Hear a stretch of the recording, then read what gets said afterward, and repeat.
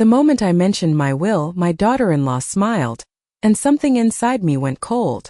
I didn't react right away. I simply sat there at the head of the table, my hands folded neatly over the linen napkin I had pressed myself that afternoon, and I watched her. It was a small smile, almost invisible to anyone who wasn't looking for it, but I saw it. After 72 years of reading people, raising a son, loving a husband, navigating friendships that lasted decades, you learn to recognize the difference between warmth and calculation. And that smile wasn't warmth. It was something else entirely. The dining room looked exactly as it always had. The same polished oak table my husband, Richard, had insisted on buying nearly 30 years ago. The same soft yellow light from the chandelier above, casting a gentle glow over everything, making it feel safe, familiar. I had spent the entire day preparing that dinner. Roasted chicken, mashed potatoes with just the right amount of butter, green beans the way Ethan liked them when he was a boy. I suppose part of me wanted the evening to feel like the past, like the years before everything became quieter, before grief settled into the walls of this house like dust that never quite disappears. Richard had been gone for 11 months. 11 months of waking up to an empty side of the bed. 11 months of setting the table for one, except for nights like this when Ethan and his wife, Claire, came over. I had invited them that evening for a reason.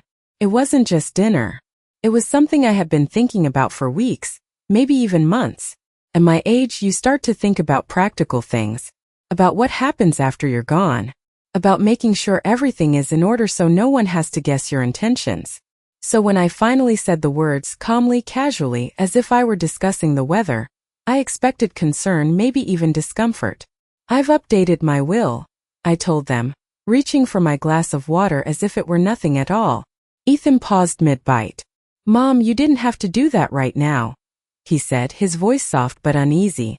That was Ethan, always avoiding difficult conversations, even as a child. But Claire, she didn't speak. She just smiled. And that was the moment everything shifted. It wasn't what she said. It was what she didn't say. Most people would have asked a question, or reassured me, or at least shown a flicker of surprise.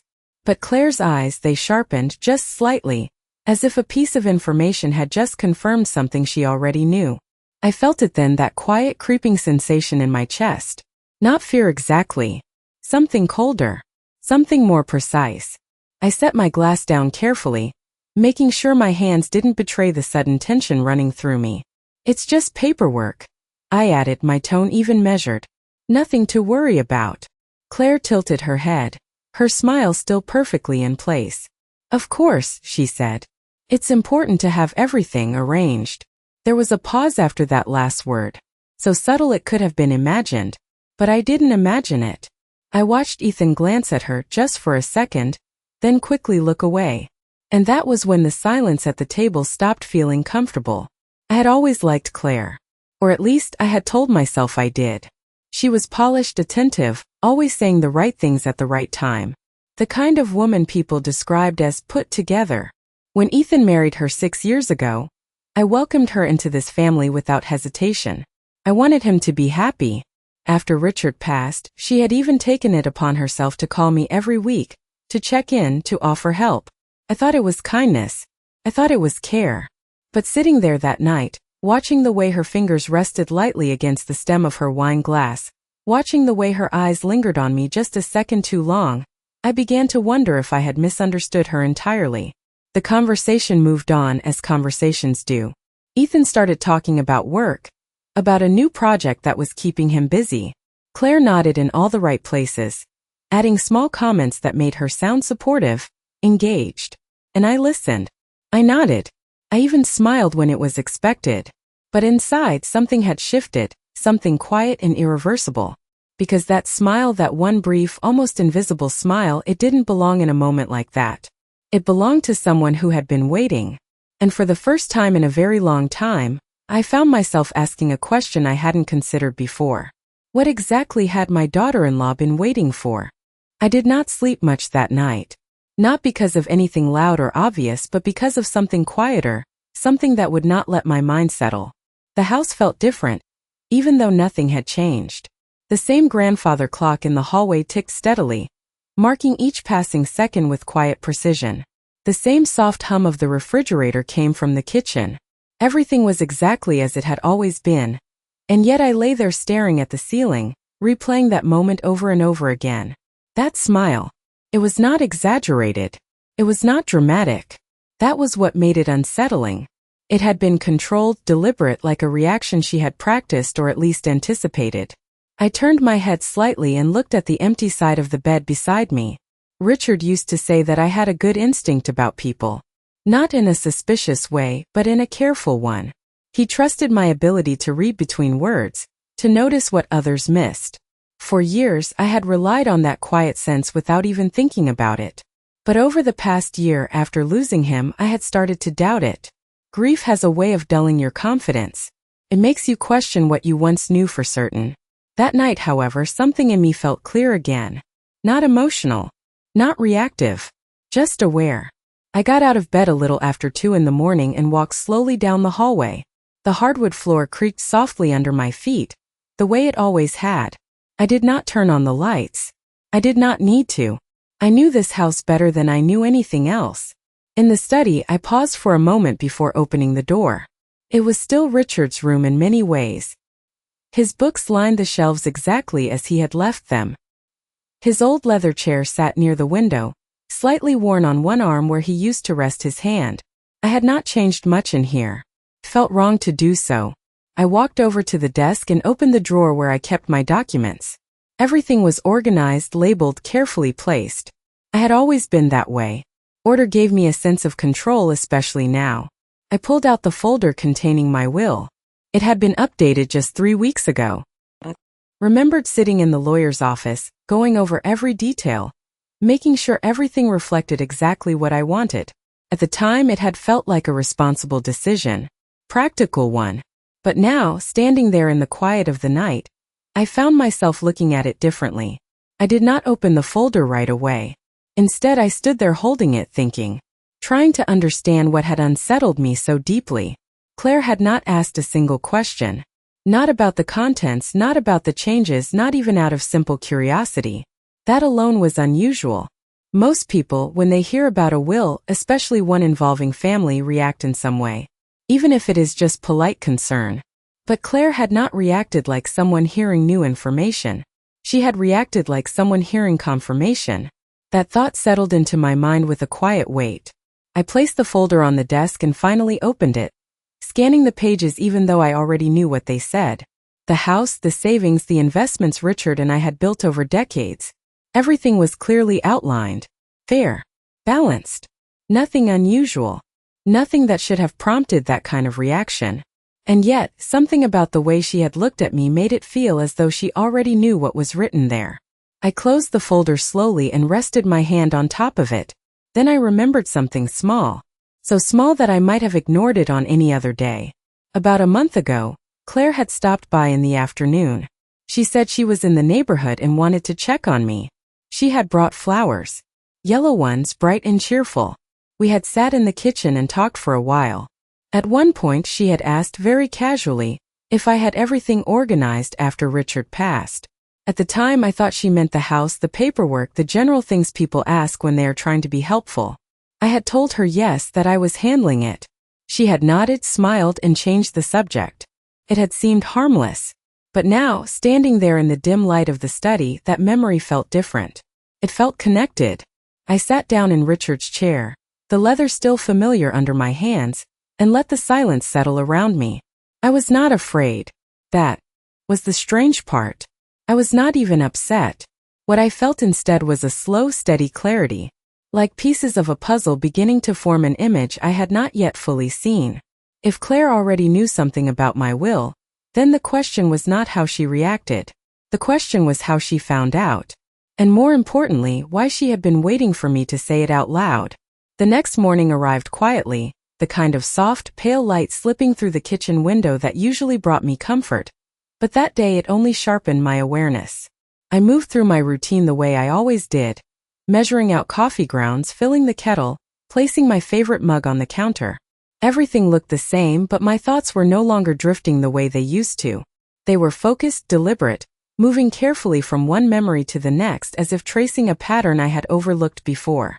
I sat at the small table by the window, wrapped both hands around the warm mug, and allowed myself to revisit the past few months, not emotionally but analytically.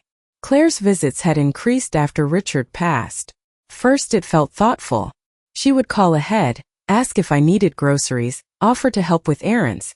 She always chose her words carefully, always smiled at the right moments.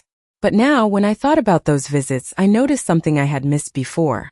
She was always attentive when certain topics came up. Not in an obvious way, but in the way her eyes would settle just slightly when I mentioned anything related to finances, paperwork, or the house. She never asked directly. She never pushed. But she listened. Carefully. I took a slow sip of coffee and let that realization settle. It was not what she said. It was what she remembered. I could recall at least 3 different times when she had brought up small details I had only mentioned once casually, in passing. The name of my attorney. The fact that I had moved some documents into the study. Even the date of my last appointment downtown. At the time, I had found it reassuring, even flattering, that she paid such close attention. Now it felt different. It felt intentional. I set the mug down and looked out at the backyard, the same quiet stretch of grass. Richard used to mow every Saturday morning. He used to say that patterns reveal themselves if you give them enough time. I had always thought he meant it in a general philosophical way. But sitting there, I began to understand it more literally. Claire had not rushed anything. She had not made any obvious moves. She had simply been present, gathering small pieces of information over time, storing them quietly. That kind of patience does not come from curiosity alone. Comes from purpose. Around mid-morning, I decided to do something I had not done in a while. I went back into the study, not to look at the will again, but to review the rest of my documents. Bank statements, insurance policies, property records. Everything was exactly where I had left it. Nothing appeared disturbed, nothing missing, nothing out of place. And yet, as I flipped through the papers, I realized that physical access was not the only way information could be learned. I paused, one document still in my hand, as another thought surfaced. The lawyer's office. 3 weeks ago, when I updated the will, I had gone alone. Or at least I believed I had. Claire had called me that morning, asking how I was doing, reminding me to bring a jacket because it might be cold downtown. At the time, I thought it was a simple, caring gesture. But now I questioned it. How did she know I had an appointment that day? I had not told her directly. I was certain of that. I rarely discussed those matters with anyone, not even Ethan. I felt a quiet shift in my chest, not fear but recognition. Something about this was no longer a vague suspicion. It was becoming specific. I walked back into the kitchen and reached for my phone. For a moment I simply held it, considering my next step. I was not ready to confront anyone. That would be premature. What I needed was clarity. I scrolled through my call history, my messages, looking for anything that might confirm what I was beginning to suspect. And then I found it. A message from Claire, sent 2 days before my appointment. Hope everything goes smoothly this week. Let me know if you need anything. At the time it had seemed like a general thoughtful check-in. But now, reading it again, I noticed the wording. Not sometime soon. Not whenever you go. This week. Specific. Certain. As if she already knew. I set the phone down slowly, my mind no longer searching blindly, but connecting points with quiet precision. Claire had known about the appointment. She had known about the documents. And judging by that smile the night before, she believed she knew what was inside them. I stood there for a long moment, the morning light now fully filling the room, and felt something settle into place inside me. I was not dealing with coincidence. I was dealing with intention. And the more I thought about it, the more one question began to take shape, steady and unavoidable. If Claire had gone this far to learn about my will without me telling her, then what exactly had she already done with that information? I did not rush. That was the first decision I made. Whatever Claire had done, whatever she believed she knew, it had not happened overnight, and reacting too quickly would only give her the advantage. I needed to understand the full picture before I allowed myself to respond. So instead of calling her, instead of asking Ethan questions he might not even realize he could not answer honestly, I did something simpler. I paid attention. That afternoon, I followed my routine as if nothing had changed. I watered the plants in the living room, folded the laundry, even sat down with a book I did not truly read. But beneath those ordinary movements, my mind remained steady, alert, observing every detail I had once overlooked. By early evening, I picked up the phone and called Ethan. My voice was calm, warm, exactly the way it had always been. He answered on the second ring. "Hey, Mom," he said, sounding distracted but not unusual. "I was thinking about dinner last night," I told him. "I hope I did not make you uncomfortable bringing up the will." There was a brief pause, just long enough to be noticeable if you were listening for it. "No, Mom, of course not," he replied quickly. "It just caught me off guard, that is all." I nodded to myself even though he could not see it. "I understand," I said. "It is not an easy topic." Then I let a few seconds pass before adding as casually as possible, "Claire seemed very calm about it." Another pause. This one slightly longer. "Yeah," he said finally. "Claire is just practical about those things." Practical. It was an interesting choice of words. "That is a good quality," I replied gently. "She has always been very thoughtful. She really cares about you," Ethan added almost automatically. I smiled faintly at that, though there was no humor in it. "I am sure she does," I said. We spoke for a few more minutes about ordinary things, his work, the weather, nothing important. But by the time I hung up, I had learned something I needed to know. Ethan was not aware of anything unusual. His responses were natural, unguarded. If there was something happening beneath the surface, it was not coming from him, which meant it was coming from her. I set the phone down and stood quietly in the kitchen, letting that conclusion settle into place. Claire had been gathering information on her own, not through Ethan, not openly. That narrowed the possibilities in a way that felt both clarifying and unsettling. I turned toward the hallway and walked slowly back to the study. This time I did not hesitate at the door. I went straight to the desk, opened the drawer and took out the folder again. But instead of reading the will, I pulled out a different set of documents. Old correspondence. Appointment confirmations. Small details I had kept out of habit rather than necessity. And that was where I found it. An envelope from my attorney's office, dated just a few days after my last visit. I had opened it when it arrived, glanced over the contents, and filed it away without much thought. But now, as I held it in my hands again, I noticed something I had not paid attention to before. There was a small notation printed at the bottom of the letter. A line confirming that a digital summary of the updated documents had been prepared and made available through their client portal. I felt a quiet stillness settle over me as the implication formed. A digital summary, accessible online. I had not logged into that portal in years. Richard used to handle those things. After he passed, I had continued receiving notices, but I rarely interacted with them. Technology had never been something I relied on, but someone else might. I walked back into the living room and sat down slowly, the envelope still in my hand. If Claire had access to that information, it would explain everything. The certainty in her message, the confidence in her reaction, the absence of surprise. But access requires a way-in, a password, an account. I closed my eyes briefly, thinking back. Had I ever shared that information? Written it down somewhere visible? Mentioned it in passing the way people sometimes do without realizing it? Then another memory surfaced, quiet but precise. A few months ago, when my internet had been acting up, Claire had offered to help. She sat beside me at the kitchen table, guiding me through a few steps, resetting things, making sure everything was working again. At one point, she had asked me to log into one of my accounts to test the connection. I had done it without hesitation. I trusted her. I trusted that moment. I opened my eyes slowly and looked down at the envelope in my hands. The pieces were no longer scattered. They were forming a line, clear and direct. Claire had not just been observing. She had found a way to see what was never meant to be shown to her. And if she had already looked, if she already believed she understood what she would gain, then the situation was no longer about suspicion. It was about preparation. I placed the envelope carefully on the table beside me and let out a slow, steady breath. Because now that I understood how she had been watching, the next step became equally clear. It was time to see how far she was willing to go. The next step requires something simple but precise. I needed to confirm what Claire had seen without letting her know that I was aware of it. That meant I could not confront her, and I could not change anything too quickly. If she believed she understood my plans, then I needed her to continue believing exactly that. The following morning I sat down at my computer, something I rarely did for anything beyond checking email. The screen lit up slowly, the familiar icons appearing one by one, and for a brief moment, I felt the same hesitation I always did when dealing with anything digital. But this time I pushed past it.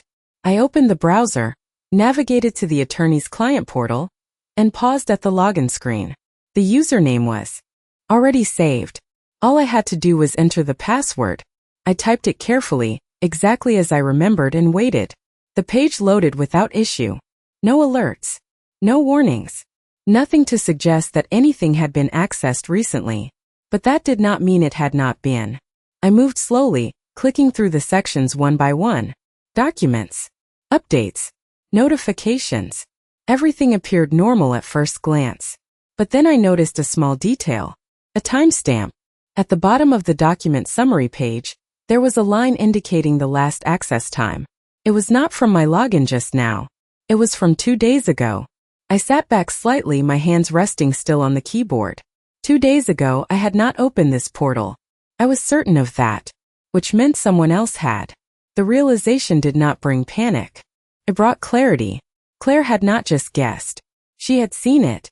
She had read enough to form a conclusion, enough to feel confident in that quiet smile she gave me at dinner.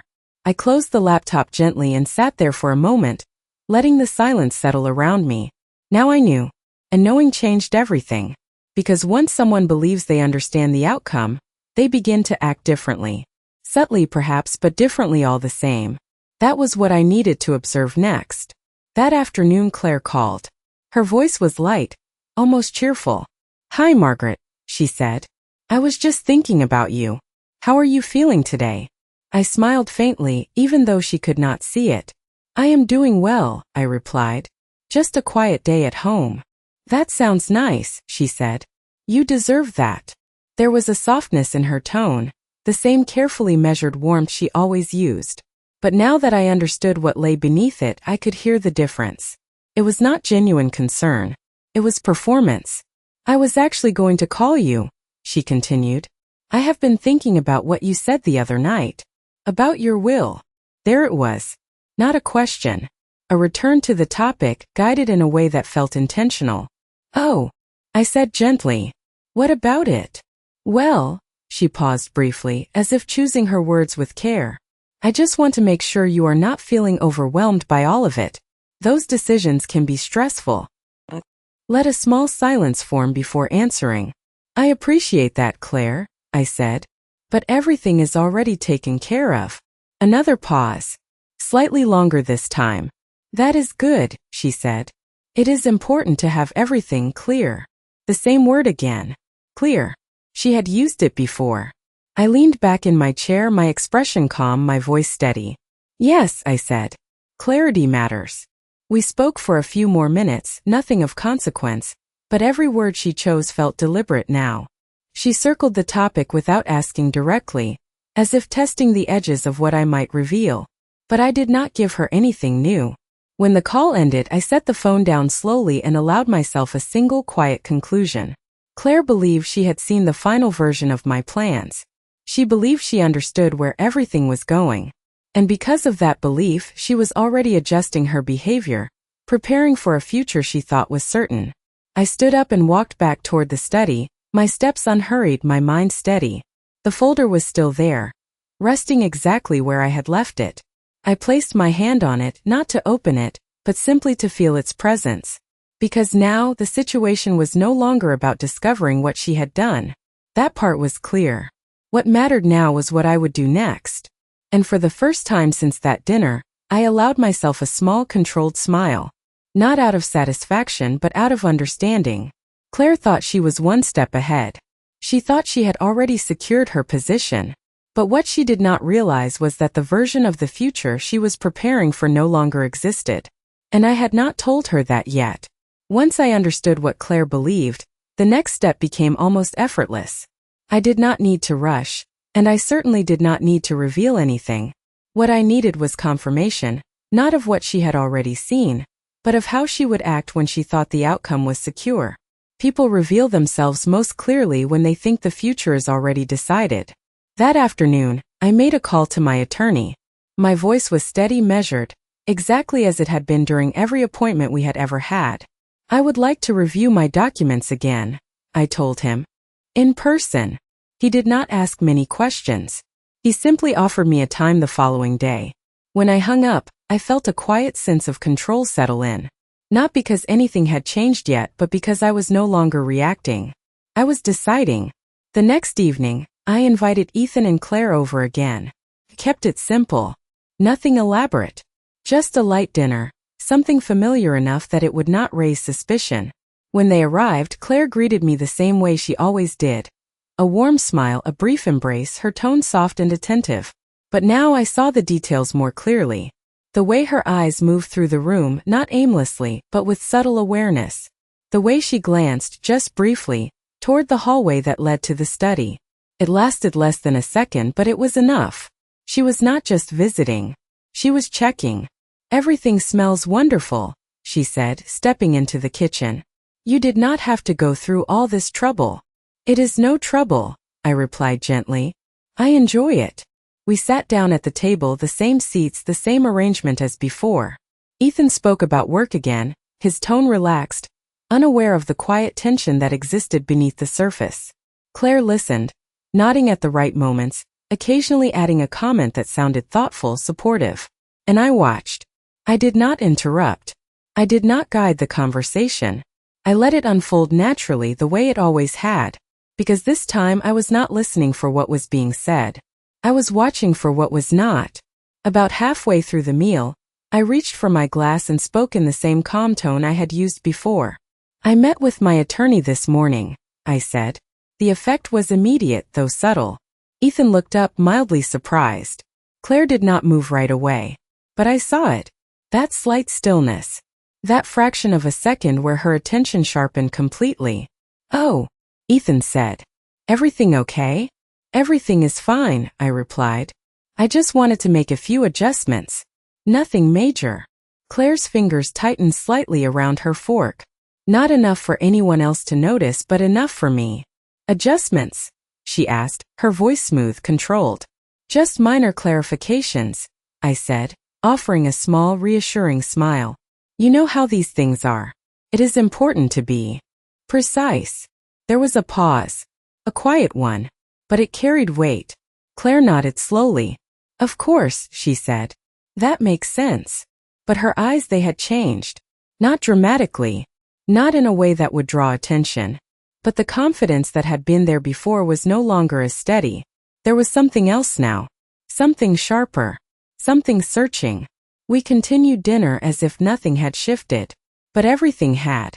Claire asked a few more questions, carefully worded, each one designed to gather information without appearing direct. Did your attorney suggest anything new? Are there any changes we should be aware of? Each question was wrapped in concern, in politeness, in the appearance of care. And each time I answered in the same calm, measured way, offering nothing specific, confirming nothing. By the time the evening ended, I knew what I needed to know. Claire had seen something. She had believed it was final. But the moment I introduced the idea of change, even in the smallest way, it unsettled her. Not outwardly, not dramatically, but enough. Enough to reveal that her confidence had not come from assumption. It had come from information. As I stood at the door watching them leave, I returned her smile with one of my own. Controlled, quiet, unreadable. Because now the situation had shifted completely. Claire was no longer certain. And uncertainty has a way of making people act more quickly than they should. I closed the door gently and stood there for a moment in the quiet of the house. Everything was still. The same as always. But beneath that stillness, something had changed direction. Claire thought she was adjusting to my decisions. What she did not realize was that I had already begun adjusting to hers. And this time I would be the one setting the pace. The following days unfolded quietly, but not passively. I did not make any sudden moves, and I did not change my routine in any obvious way. From the outside, everything remained exactly as it had been. But beneath that surface I was watching more closely than I ever had before. It did not take long for Claire to adjust. First it was subtle. A second call during the week instead of one. A message asking if I needed help with anything around the house. Small offers that seemed thoughtful on their own but, taken together, formed a pattern. She was staying close. Not out of affection but out of necessity. I accepted every call with the same calm tone, the same gentle warmth. I never refused. I never questioned. And that, I realized, made her more comfortable. Because as long as I remained predictable, she believed she could still control what she did not fully understand. 3 days after that dinner, she stopped by unannounced. That alone was new. Claire had always been careful about boundaries, always respectful of my space. But that afternoon, she arrived with a light knock and a bright smile, holding a small box of pastries as if the visit had been spontaneous. I was nearby, she said. I thought I would check in. I stepped aside and let her in without hesitation. That is kind of you, I replied. Come in. She moved through the house with quiet familiarity, her eyes taking in the same details I now understood she had been memorizing for months. She paused briefly near the hallway again, the same subtle glance toward the study. It was quick, almost instinctive, but I saw it clearly now. She was not just visiting me. She was measuring the environment. Everything looks the same, she said lightly. I like that. I do too, I answered. Some things should stay exactly as they are. She smiled at that, but there was a flicker of something behind it. Not disagreement. Not yet. But awareness. We sat in the living room, the afternoon light stretching across the carpet in long, quiet lines. She asked about my week, about how I was feeling, about whether I had been sleeping well. All the right questions. All delivered with careful attention. But now I noticed the timing. The pauses between them. The way she waited, not just for my answers, but for any detail she could carry forward. At one point she leaned slightly forward, her tone softening. I have been thinking about what you said, she said. About making adjustments. There it was again. Not a direct question but an opening. I met her gaze calmly. It is important to review things from time to time, I said. Circumstances change. She nodded slowly, her expression thoughtful. Of course, she replied. It just makes me wonder if there is anything we can do to help. To make things easier for you. We. Not. Just her. Not just Ethan. A subtle inclusion but a deliberate one. I folded my hands lightly in my lap, keeping my voice even. You are already doing enough, I said. I appreciate that. For a moment she held my gaze, as if trying to determine whether there was something behind my words that she was missing. Then she smiled again, softer this time. I just want to make sure you are taken care of, she said. That is all. I inclined my head slightly. I know, I replied. And I let the silence stretch just long enough to shift the rhythm of the conversation. Because in that silence something changed. Not outwardly. Not in a way that would draw attention. But I saw it in her eyes. That brief flicker of uncertainty. The same one I had seen at dinner. It was still there, just beneath the surface. When she left later that afternoon, she hugged me a little longer than usual. Not out of affection but out of calculation. And as I closed the door behind her, I understood something with complete clarity. Claire was no longer simply observing. She was waiting. Waiting for confirmation. Waiting for me to reveal something she believed she had already seen. But the more she waited, the more that uncertainty would grow. And uncertainty, when it is left unresolved, has a way of pushing people to act before they are ready. I walked slowly back toward the study, my steps measured, my thoughts steady. The house was quiet again, just as it had been before she arrived. But now that quiet felt different. It was no longer empty. It was deliberate. Because I was no longer reacting to what Claire had done. I was allowing her to reveal what she would do next. And I had the patience to wait for it. By the end of the week, the pattern had fully formed. Claire was no longer simply checking in. She was positioning herself. The calls became more frequent, the visits more intentional, each one carrying the same careful balance of warmth and quiet inquiry. She never asked directly, but she always circled back to the same subject, as if she believed that if she approached it gently enough, I would eventually confirm what she already thought she knew. I allowed it. Every conversation, every visit, I met her with the same calm presence. I did not resist and I did not reveal, because the more comfortable she felt, the more she would show. And then, exactly as I expected, she made her move. It happened on a Sunday afternoon. She called earlier than usual, her tone lighter, almost eager.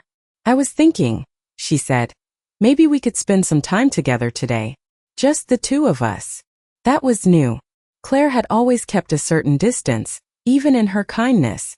But now she was closing that distance deliberately. "That sounds nice," I replied. "Come by whenever you like." She arrived within the hour. No pastries this time. No small offering to justify the visit. Just herself, composed and attentive, her expression soft but focused.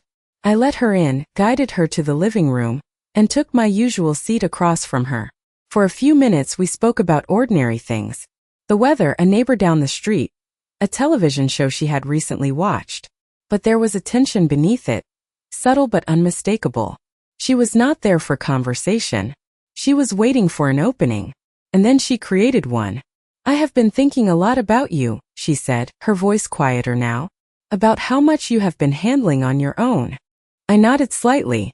"It has been an adjustment," I said. "But I am managing." She leaned forward just enough to suggest concern. "You should not have to manage everything alone," she said. "Not at this stage in your life." The phrasing was careful. Not dismissive. Not disrespectful. But intentional. I held her gaze, my expression neutral. "I have always taken care of things," I replied. "That has not changed." She smiled gently, but this time it did not reach her eyes. "Of course," she said. "And you have done an incredible job. But sometimes it helps to have someone else involved. Someone who can make sure everything is handled properly." There it was again. That word. Properly. I let a small pause settle between us before speaking. "What exactly are you suggesting, Claire?" I asked. Her eyes shifted slightly, just for a moment, as if she had been waiting for that question. "Nothing complicated," she said smoothly. "Just something practical. I was thinking it might be a good idea to review everything together. Your documents, your accounts, your plans. Just to make sure everything is aligned and protected." I did not respond immediately. Instead, I allowed the silence to stretch, watching her carefully. Because in that silence something changed. Her posture remained composed, but there was a subtle tightening in her shoulders. A slight anticipation in the way she held her breath. She was not just offering help. She was waiting for access. "You are very thoughtful," I said finally, my tone calm, measured. "But everything is already in order." She nodded, but the nod came too quickly. "I am sure it is," she said. "I just think it would give everyone peace of mind if we looked at it together." Everyone. Not just me. Not just her. A broader justification. I leaned back slightly in my chair, maintaining the same steady presence I had carried from the beginning. "Peace of mind is important," I said. "But so is privacy." For the first time since she arrived, her smile faltered. Only for a fraction of a second. But it was enough. "Of course," she said quickly. "I did not mean to overstep." "You did not," I replied gently. "I understand your concern." And I let the moment pass, allowing the conversation to drift back to safer ground. But the shift had already happened. Claire had moved from observation to action. She had asked for access, not directly but clearly enough. And when I did not give it to her, something inside her adjusted. I saw it in the way her questions became slightly sharper, the way her tone carried a faint edge beneath its softness. When she left later that afternoon, her smile returned, polished and composed, but no longer as effortless as before. And as I closed the door behind her, I felt something settle into place with complete certainty. Claire was no longer waiting. She was pressing forward. And when someone moves from patience to urgency, they begin to make mistakes. I walked slowly back into the quiet of the house, my thoughts steady, my steps unhurried. Because now I did not need to wonder what she would do next. She had already begun to show me. And the more she tried to move closer, the more clearly I could see exactly how far she was willing to go. The morning I returned to my attorney's office, everything felt unusually still, as if even the air itself understood that something had reached its final point. I arrived 10 minutes early, the same way I always did, and sat in the waiting room with my hands folded neatly in my lap. There was no urgency in me, no hesitation, only clarity. When my name was called, I stood, walked in, and closed the door behind me with quiet certainty. I would like to make a final revision, I said, my voice steady, leaving no room for interpretation. The process was straightforward. Names adjusted, allocations clarified, conditions added with precise, careful language. I did not rush through any part of it. Every word mattered now, not just legally but symbolically. By the time I left the office, everything was complete. Not just documented but secured. This time there would be no ambiguity, no room for assumption, no space for anyone to believe they understood something that had not been given to them. That evening I invited Ethan and Claire over once more. I did not make it sound important. Just dinner. The same as always. When they arrived, nothing appeared different. Claire greeted me with that same composed warmth, her smile carefully placed, her tone gentle. But there was something else beneath it now. A tension she could not fully conceal. Ethan, as usual, seemed unaware of it. He stepped inside, commented on the smell of dinner, and moved into the dining room without a second thought. We sat down, the three of us, in the same positions we had occupied so many times before. The table was set simply. No special effort. No unnecessary detail. Just enough to make the evening feel ordinary. And that was exactly the point. The conversation began the same way it always did. Ethan talked about work. Claire listened. I nodded when appropriate. Everything unfolded as if nothing had changed. But I knew that beneath the surface everything had. Halfway through the meal, I placed my fork down gently and looked at them both. I finalized my will today, I said. The words were simple, direct, unadorned. Ethan paused immediately, his expression shifting to mild concern. Mom, you did not have to rush that, he said. I was not rushing, I replied calmly. I was finishing what needed to be done. Claire did not speak right away, but I saw it. That same stillness from before. Only this time it was not confidence. It was calculation. That is good, she said finally. It must feel like a relief. I held her gaze, my expression unchanged. It does, I said. And then I reached beside me and placed a small envelope on the table. Not large. Not dramatic. Just present. Ethan looked at it, confused. Claire's eyes moved to it more slowly, but with far more focus. What is that? Ethan asked. A summary, I said. Not the full document. Just enough to make things clear. I did not push it toward them. I simply left it where it was. After a moment, Ethan reached for it, opening it carefully. Claire leaned slightly closer, her attention fixed, though she tried to appear casual. He read silently for a few seconds, then looked up, his brow furrowed. Mom, this says, he stopped, uncertain. Yes, I said gently. It says exactly what it needs to say. Claire's eyes moved across the page, her expression shifting in small, controlled increments. The confidence she had carried for days was no longer there. In its place was something sharper. Something unsettled. I do not understand, she said, her voice still composed but tighter now. This is different from what you mentioned before. I tilted my head slightly. Is it? I asked. She hesitated. Just for a moment. And in that hesitation everything became clear. She had seen the previous version. She had believed it was final. And now she was realizing that what she had relied on no longer existed. Plans change, I said calmly. That is why they are mine to make. The room fell quiet. Not heavy. Not tense. Just still. Ethan looked between us, confused, trying to understand a conversation he had not realized was happening. Claire said nothing more. She did not argue. She did not question further. Because there was nothing left to question. I had not accused her. I had not exposed her. I had not needed to. The truth had revealed itself in the space between what she expected and what she saw. I folded my hands lightly on the table, my posture relaxed, my voice steady.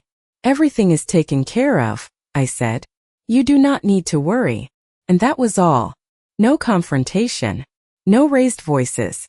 Just a quiet conclusion. After dinner they left sooner than usual. Ethan hugged me, still uncertain, still processing. Claire followed, her expression composed once again, but no longer effortless. As I closed the door behind them, I stood there for a moment in the silence that followed. The house felt the same walls, the same light, the same quiet. But something had shifted, not in the space around me but in the balance within it. Claire had believed she understood the future. She had acted on that belief. And in doing so, she had revealed everything I needed to see. I turned away from the door and walked slowly back into the house, my steps calm, my thoughts clear. Because in the end, I had not needed to confront her to take back control. I had only needed to let her believe she already had it.